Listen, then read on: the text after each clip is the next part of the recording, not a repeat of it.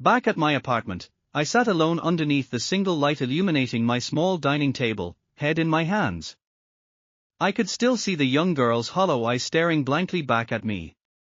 I shuddered, reaching into the satchel on the table and slowly pulling out the 5 folders I had retrieved from the filing cabinet at the Norwood. They were legal-sized, olive in color, and only slightly faded. They looked no different from any other folder you might come across at your E. What they signified, however, was something much more sinister and damning.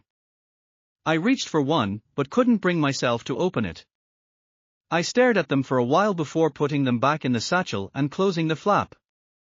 I was dead and terrified, and I had had enough, at least for the night. In the morning, I still couldn't bring myself to look at them. Something had happened to me the night before, the nature of which is hard to explain, but I'll try.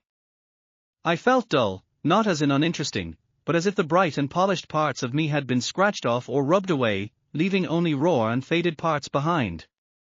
Is that what depression feels like?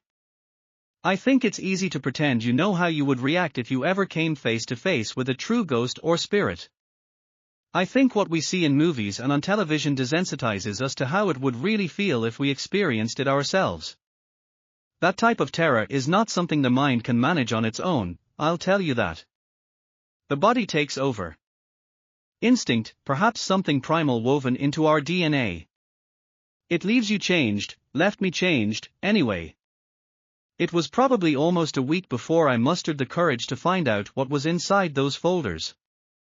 The first file appeared to be the file for a 7-year-old boy from South Carolina admitted for the treatment of his leukemia, referred to only as Charlie. I flipped through the pages until I found one with a surgical notes heading, entitled Replantation of Severed Limb of Minor Child. It went on to describe in detail a surgical procedure with the purpose of reattaching the subject's severed hand. The words were technical in nature and I didn't understand some of them. Preparation of the stump included the shortening of both bones radius/ulnar by 1 cm. Repair of the radial artery, ulnar nerve, and median nerve was attempted along with 2 veins, one on the volar aspect and one on the dorsum. I skipped over to the next page and found at the bottom under surgical outcome, failure to reattach hand.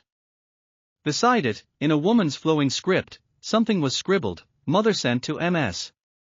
I shuddered at the thought of a 7-year-old losing a hand. But how had Charlie been admitted for leukemia and ended up having his hand severed? Also, who was MS? Possibly Mariana?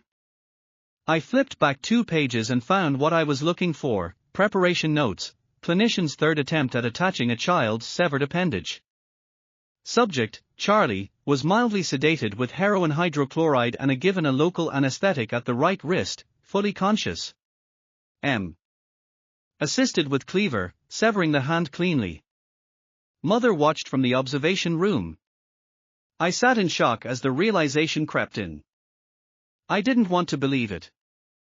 I quickly scanned through the other files, but found similar accounts of gruesome reattachment surgeries, which confirmed what I already suspected. Mariana was cutting up children and then Dr. Norwood was attempting to put them back together again. The girl with the missing eyes, the nursery rhyme, the room upstairs, even what Victor had said, it all made perfect sense now. Dr.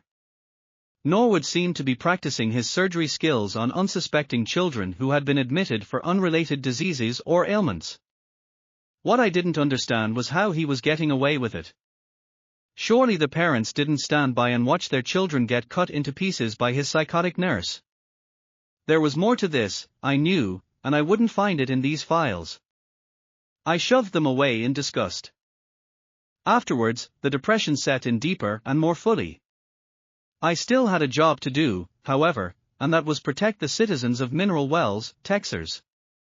I tried to go about my usual work handling traffic accidents and other small crimes, the typical happenings of a small Texas town. At one point I think I was hoping that I would forget what had happened and could return to just being a police officer. Maybe then I would feel normal, whole again. But, as you obviously know by now, Mineral Wells had other plans for me. I heard one day about a young child from a prominent family in town who had suffered an accident while trying to operate a riding lawnmower, obviously without his parents' permission. The blade had mangled his left arm, all the way up to the elbow, and it ended up having to be amputated. It was reported as a terrible tragedy. I must have been the only one that noticed, based on my close review of the picture the local newspaper ran of the model of mower the child had been injured by, that the child's legs couldn't even have reached the pedal. There was also the curious case of Brad Delaney, City Council President and member of the First United Methodist Church, who one night took the .45 he had hidden under the mattress and killed his wife in cold blood while she slept. One shot, right to the temple. Brad confessed, saying it must have been him that shot her, seeing as how it was his gun and no one else had been in the house, but he didn't remember doing it. They had found him that morning, still asleep next to his murdered wife, the mattress stained in crimson red. One evening I responded to a report of an awful smell coming from a student's room at Weatherford College's Mineral Wells branch. The student had not been seen in several days, and based on the smell coming from the room, the administration did not want to enter the room themselves, fearing at best a dead body and at worst foul play. The college was located on the old site of Fort Walters, which had been a military installation during World War II. I had run across Fort Walters in the historical archives and knew a little about it. At one point during the war, it had been the largest infantry replacement training center in the United States, and several famous World War II soldiers had been trained there. I had run across several accounts of a soldier, apparently afraid of being sent off to war, who committed suicide in the barracks and could still be heard pacing the halls on the anniversary of his death. When I arrived, security led me to the student's room. As reported, the smell was foul and appeared to be that of a decomposing body. The security guard unlocked the door and slowly pushed it open. That's when I saw him. In the middle of the room, hanging from a fan by a bed sheet, was the student. His face was bruised and swollen and his eyes were bulging from his head, wide and red. A female student had passed by the room and screamed out, causing the security guard to frantically remove her from the vicinity, leaving me alone with the corpse. I looked around the room to find any signs of a struggle, but nothing else was amiss. That's when I called the investigative unit to take over. I found out several days later about something odd one of the investigative officers had found and couldn't explain. The entire room had been clean, with no books, papers, or clothes out of place, except for a single, folded piece of paper, found under the desk. The officers had thought it would be a suicide note, but the words written inside didn't make any sense to them.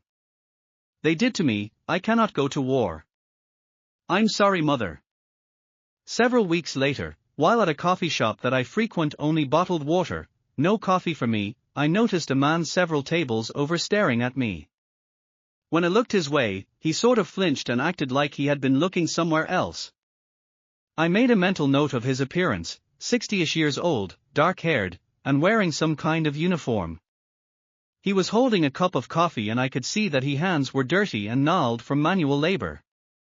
Not exactly the type of person who typically frequents a coffee shop. When I got up to leave, I could feel him watching me. Over the next several weeks, I saw the same man 3 more times, always far enough away to maintain his cover, but close enough to see what I was doing. I was pretty sure he was following me by that point, but honestly had no clue as to why. He seemed harmless enough, so I wasn't frightened, just curious. I got the feeling he was sizing me up, if that makes any sense. One day, I awoke to a note tucked into the side of my door. I opened it and read the hastily scribbled words, written on the back of a receipt from a local garage. Coffee shop. 3 p.m. I'll admit, I was a little nervous this person knew where I lived, although it shouldn't have been hard to follow me here. The coffee shop was a safe, public place, so I didn't see any reason why I shouldn't go. I had never pictured myself as the type of person that would respond dutifully to the instructions written in shady notes stuffed into my door frame. But the times, they were a-changing. And depression or not, it was time to get back to my investigation.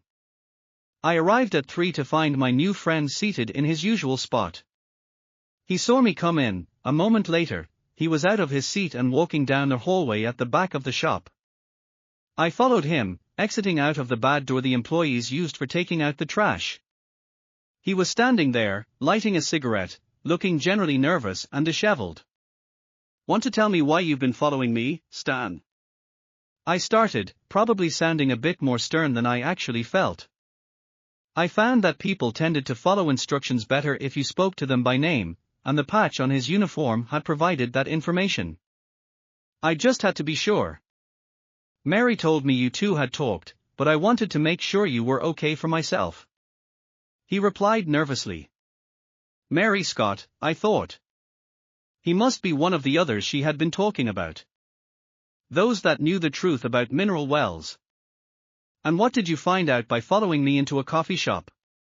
I asked. "Well, for starters, all you drink is regular bottled water. No coffee or tap water. Also, I didn't find any of the crazy water bottles outside in the trash at your apartment." A creepy touche, I thought. This guy was smarter than he looked. "So what am I doing here?" I said. He threw down his cigarette. "Mary said you knew what was going on in mineral wells. Said you may be trying to do something about it." I wasn't sure I trusted him at this point, and he could see it on my face. "Oh, don't worry, I don't drink it either. I've never touched the stuff." My father made sure I understood that. "Who was your father?" "He was an orderly at the old Millings Sanitarium." "That damn place. I know of it," I said coldly. "I thought you should know what he told me about that place." He paused for a minute, then went on. "He said it was the scariest place he ever stepped foot in. He helped with patients, administered medicine, and cleaned the rooms, so he was familiar with the goings-on. He told me about the different types of treatments they would perform on the patients there: electroshock therapy, experimental surgeries, psychological experiments, sleep deprivation studies, even waterboarding. The screams were the worst part," he said. "I know, they aren't exactly the type of bedtime stories you should tell your children, but I don't think he could help himself. He couldn't sleep for most of his adult life, and my mother died when I was young. The place was hellish," he said, "but they always had an influx of new patients, regardless of how bad it was." "Did he say anything about where all the patients came from?" He pieced it together. "When news got out about the mineral water, people came from far and wide to be treated. Bathhouses and spas were some of the main attractions for those with less serious ailments of the body, but Millings promised a cure for every dementia and psychological issue under the sun. So the people poured in. Most never left. Business was good. Oh, to be a worm in the peach tree.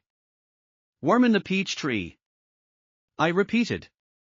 I hadn't had that turn of phrase before. Oh, it was just something my dad used to say. It basically means someone is taking advantage of a situation. There were also back room deals with some of the other businesses in town. He went on. "I think the Baker management would refer people to Millings, as most of the out-of-towners ended up there first. I also know that Dr.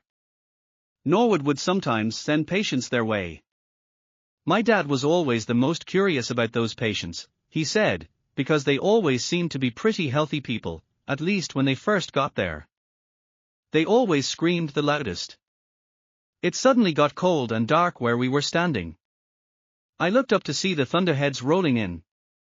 "We'd have some weather tonight." I changed the subject. "How do you know Mary? And what is her part in all of this?" He looked like he was about to respond, then thought better of it.